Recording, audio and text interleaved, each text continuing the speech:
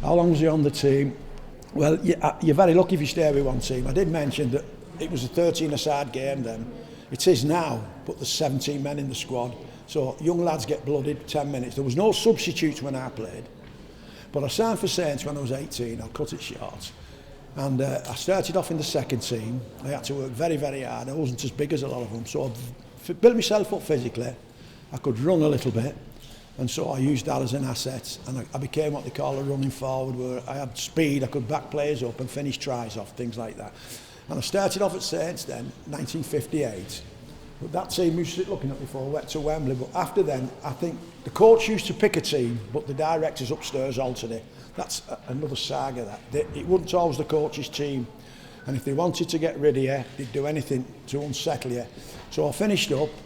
I learned a great apprenticeship there, but I left them in 61, 62, St Helens. I had no choice. But I didn't want to go where I was going at first, but it was a second home. A second home witness. It was fantastic. I got a first team jersey, I played regular. But the big saddest thing about it was I got a lot of honours out of the game. I was lucky enough to get amateur honours and I got professional honours. Played in a cup final once. But 27, I started getting a degenerative knee problem. It wouldn't go in away. There was, as you said, technology.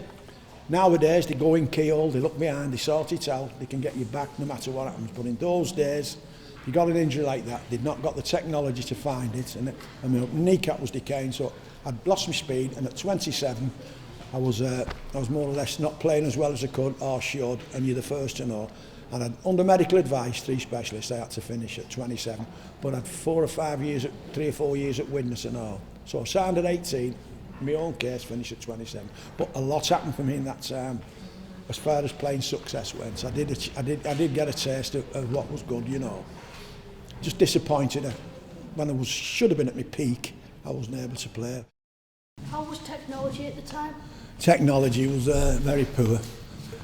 Nobody had televisions when I was a... Depends on the age you're asking me about. If you're asking me about when I was a kid up to 11 or 12, all we had was a radio, and it was a valve radio. It used to sit on the fireplace, not like it is now, computers or anything. It was just valves. If they went wrong, you had to get a valve and all. It used to light up. And it was just play to play. A lot of the wartime, they were playing like war shows to factory workers. It was called workers' playtime. They used to go around all the major factories, interview the workers, same as at Pilk or somewhere else, and they used to all come in. They used to have comedians on, sing song and entertain them.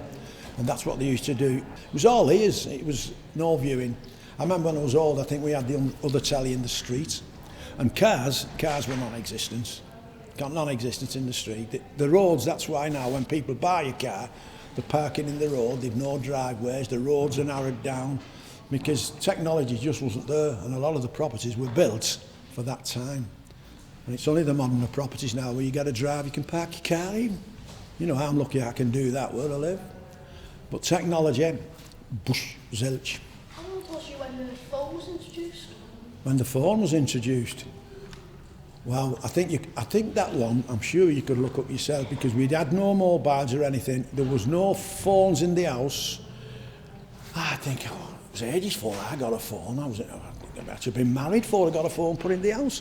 I was 24 then, but we had call boxes. There used to be call boxes in the street, like them road, like Doctor Who, only they were red. You know, you had to go up the top of the street, half a mile down the road. I remember when the wife had my first little baby.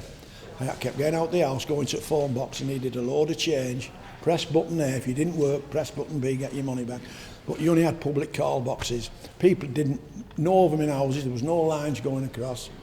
Mobiles, gone. There was none of that in those days. Are there any major differences between the buildings and the state of the town between now and when you was a child?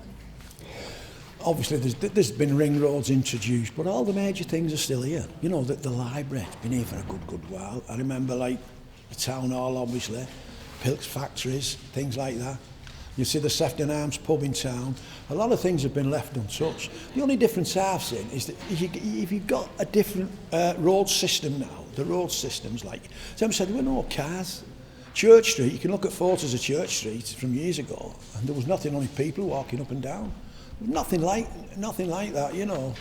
It was just, there's changes, but I only think the main changes really are like such as the road systems now. They built roundabout in, a roundabout there. But a lot of the old buildings and the old public houses, they still exist. So I don't think there's a great deal of difference. And the Theatre Royal's another. There was the stations where it's always been. There used to be a marshalling yard. I used to live down the road about a mile, down there in a little terrace street.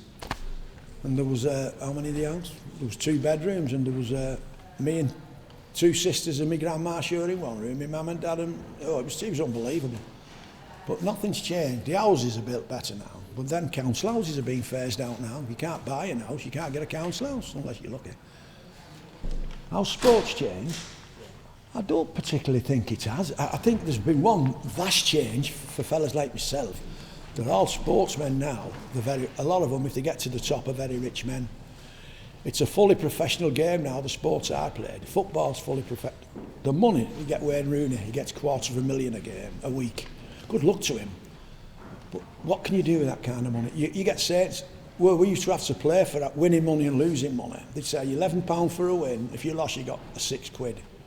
So to me, there was always the carrot there, but now professional players sign on at the beginning of the season, they get a 3 or a 4 year deal, it's done with the agents are in on everything, and I think they get good wages now, they're very well paid, but it's always a game where they can have every penny for me, because any game can always be your last in sports.